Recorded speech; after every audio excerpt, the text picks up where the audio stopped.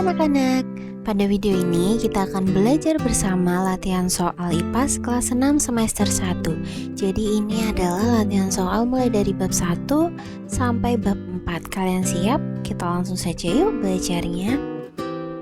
Nah, bab 1 tentang bagaimana tubuh kita bergerak ya.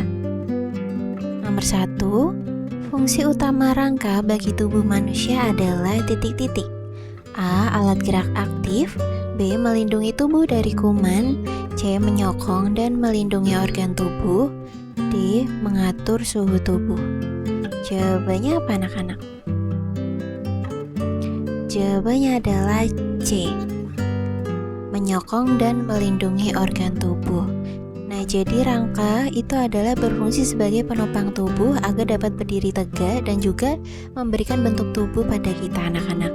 Selain itu, rangka juga melindungi organ vital seperti otak, jantung, dan paru-paru. Nomor 2, tempat bertemunya dua tulang atau lebih sehingga tulang tersebut dapat bergerak disebut titik-titik. A. Rangka. B. Otot. C. Saraf. D. Sendi. Jawabannya adalah ya, benar sekali anak-anak. Jawabannya D. Sendi. Jadi sendi itu adalah hubungan antar tulang yang memungkinkan terjadinya gerakan anak-anak. Sedangkan tadi rangka itu adalah susunan tulang ya, dan otot itu alat gerak aktif. Kalian harus tahu ya anak-anak bedanya. Nomor 3, sendi yang hanya memungkinkan gerakan ke satu arah seperti pada lutut dan siku adalah sendi titik-titik. A. Sendi peluru. B. Sendi engsel. C. Sendi putar. D. Sendi pelana. Jawabannya adalah B anak-anak, sendi engsel. Jadi sendi engsel itu memungkinkan gerakan seperti engsel pintu anak-anak. Jadi hanya satu arah saja, ke depan ke belakang seperti itu. Kalian harus tahu bedanya ya. Kalau sendi peluru itu gerakannya ke segala arah anak-anak. Sedangkan sendi putar itu memungkinkan gerakan memutar. Nah, biasanya ini ada di lengan atas. Kemudian sedangkan sendi pelana itu ada di ibu jari ya, hanya dua arah saja. Nomor 4, otot yang bekerja tanpa sadar dan terdapat di organ-organ dalam seperti usus dan lambung disebut titik-titik. A. Otot jantung. B. Otot rangka. C. Otot polos. D. Otot lurik. Jawabannya apa anak-anak?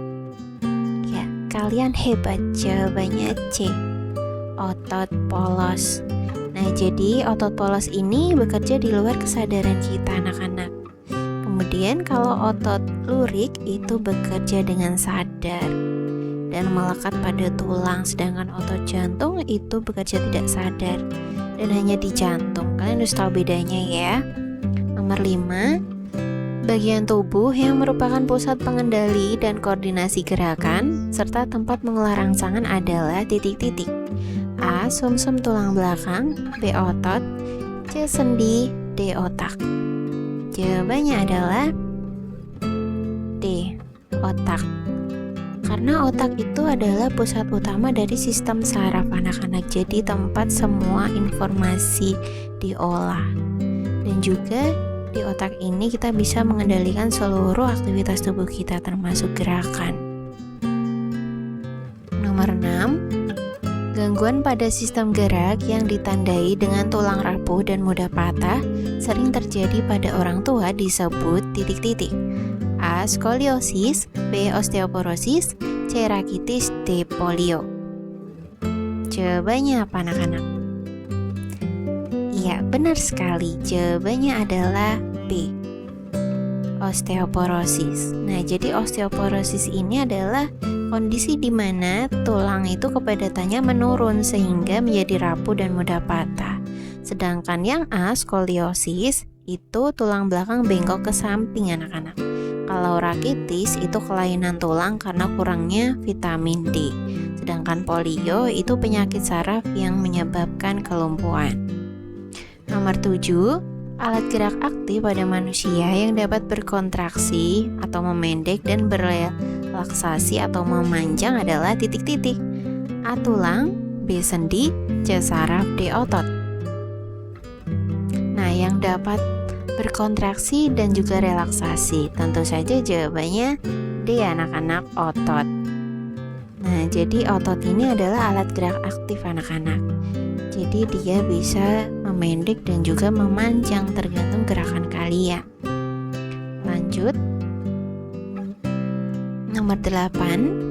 Sendi pada bahu dan pinggul yang memungkinkan gerakan memutar ke segala arah adalah sendi titik-titik. A. Sendi engsel, B. Sendi pelana, C. Sendi geser, D. Sendi peluru. Tadi sudah dibahas ya jawabannya. Kalau yang bergerak ke segala arah itu adalah sendi peluru. Lanjut, nomor 9. Sistem dalam tubuh yang berfungsi menerima, mengolah, dan mengirimkan rangsangan ke seluruh tubuh adalah sistem titik-titik. A. Pernapasan, B. Peredaran darah, C. Pencernaan, D. Saraf. Jawabannya adalah D anak-anak, saraf. Jadi sistem saraf itu terdiri dari otak, sumsum tulang belakang, dan saraf tepi yang bekerja secara terintegrasi untuk menerima, memproses, dan juga merespon segala rangsangan tubuh kalian. Lanjut, nomor 10. Tulang yang berfungsi melindungi jantung dan paru-paru adalah titik-titik. A. Tulang tengkorak, B. Tulang panggul, C. Tulang rusuk, D. Tulang belakang. Jawabannya adalah tentu saja C anak-anak, tulang rusuk. Nah, jadi tulang rusuk ini membentuk rongga dada yang berfungsi untuk melindungi organ-organ vital di dalamnya, termasuk jantung dan paru-paru. Kemudian nomor 11. Penyakit pada sistem saraf yang ditandai dengan gangguan komunikasi antar saraf sehingga memengaruhi gerakan tubuh adalah titik-titik. A. Kanker tulang, B. Rematik, C. Parkinson, D. TBC tulang. Penyakit pada sistem saraf yang menyebabkan gangguan komunikasi antar saraf. Jawabannya adalah C anak-anak, Parkinson. Nah, ini adalah kelainan saraf yang mempengaruhi gerakan, keseimbangan, dan koordinasi tubuh akibat gangguan komunikasi sel saraf di otak. Nah, biasanya ditandai dengan tremor atau gemetaran. Lanjut, nomor 12. Otot yang memiliki ciri bekerja secara tidak sadar tapi hanya ada di dinding jantung. Yang A. Otot polos, B. Otot lurik, C. Otot jantung, D. Rangka. Tentu saja jawabannya jelas ya anak-anak, di jantung berarti otot jantung. Jawabannya C. Nomor 13. Sikap duduk yang salah dalam waktu lama dan menyebabkan kelainan tulang belakang yang membengkok ke samping disebut titik-titik. A. Lordosis, B. Kifosis, C. Skoliosis, D. Osteoporosis. Jawabannya adalah C. Skoliosis. Nah, jadi skoliosis itu kelainan pada tulang yang menyebabkan tulang bengkok ke samping. Pada soal sebelumnya sudah dibahas ya anak-anak. Nah, ini karena posisi tubuh yang salah. Sedangkan lordosis itu membengkok ke depan. Lalu kalau kifosis itu membengkoknya ke belakang atau bungkuk ya. Nomor 14. Bagian sistem saraf yang bertindak sebagai kabel panjang penghubung otak ke seluruh tubuh adalah titik-titik.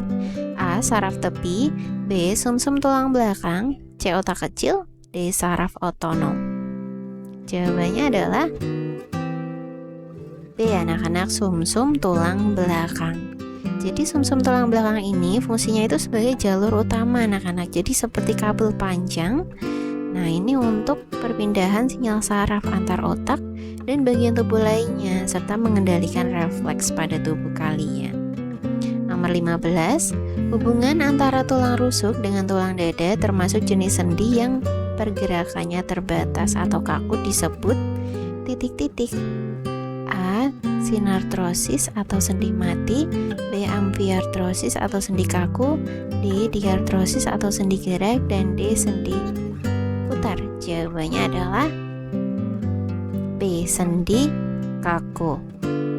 Nah, sendi kaku ini adalah jenis sendi yang memungkinkan gerakan tubuh terbatas atau kaku anak-anak. Biasanya ada di tulang rusuk dengan tulang dada.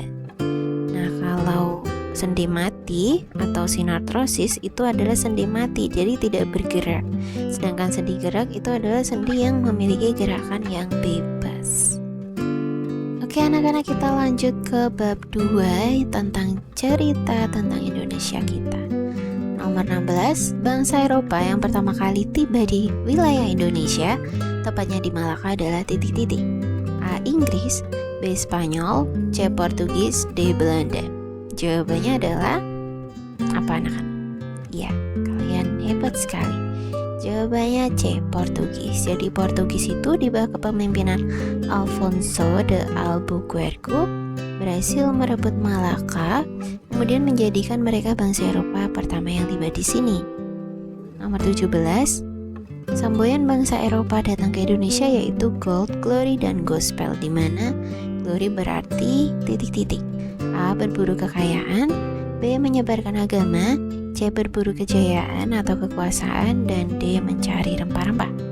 Jawabannya adalah C anak-anak, berburu kejayaan atau kekuasaan. Nah, kalian harus tahu bedanya Gold, Glory, dan Gospel. Jadi kalau Gold itu adalah mencari kekayaan atau rempah-rempah, sedangkan Glory itu mencari kejayaan, kekuasaan, dan pengakuan sebagai bangsa yang kuat. Sedangkan Gospel itu adalah menyebarkan agama Kristen. Lanjut nomor 18, perusahaan dagang milik Belanda yang dibentuk untuk memonopoli perdagangan di Hindia Timur adalah titik-titik. A. EIC, B. VOC, C. WIC, D. Kultur States. Nah anak-anak, jawabannya adalah B. VOC. Jadi VOC itu adalah perusahaan dagang Belanda dengan hak istimewa untuk monopoli perdagangan di Indonesia anak-anak, termasuk di wilayah timur atau India Timur ya. Lanjut nomor 19, perlawanan rakyat Indonesia terhadap Belanda yang dipimpin oleh Pangeran Diponegoro dan terkenal dengan taktik gerilya adalah titik-titik. A. Perang Padri, B. Perang Aceh, C. Perang Jawa, D. Perang Banjar. Jawabannya adalah C anak-anak, Perang Jawa. Jadi Perang Jawa ini adalah perlawanan besar yang dipimpin oleh Pangeran Diponegoro dan terkenal dengan taktik gerilyanya. Taktik gerilya itu adalah perang tak teratur, menyerang dan juga menghilang. Lanjut nomor 20, salah satu faktor penyebab lahirnya pergerakan nasional di Indonesia yang bersifat kedaerahan adalah titik-titik. A. Pendidikan yang merata, B. Keberhasilan Perang Jawa, C. Sikap sewenang-wenang penjajah, D. Politik etis Belanda. Jawabannya apa anak-anak? Ya, kalian benar sekali, jawabannya adalah C. Sikap sewenang-wenang penjajah. Nah, selain itu, penindasan dari penjajah itu juga faktor utama yang menyebabkan perlawanan di berbagai daerah. Nomor 21, peristiwa penting yang menyatukan pemuda dari seluruh Indonesia dan diklarasikan pada 28 Oktober tahun 1928 adalah titik-titik. A. Proklamasi Kemerdekaan, B. Konferensi Meja Bundar, C. Sumpah Pemuda, D. Peristiwa Rengas Dengklok. Jawabannya sudah jelas ya anak-anak, 28 Oktober. Tentu saja Sumpah Pemuda. Jadi Sumpah Pemuda ini adalah perjanjian penting untuk mempersatukan pemuda dengan ikrar satu nusa, satu bangsa, dan satu bahasa Indonesia.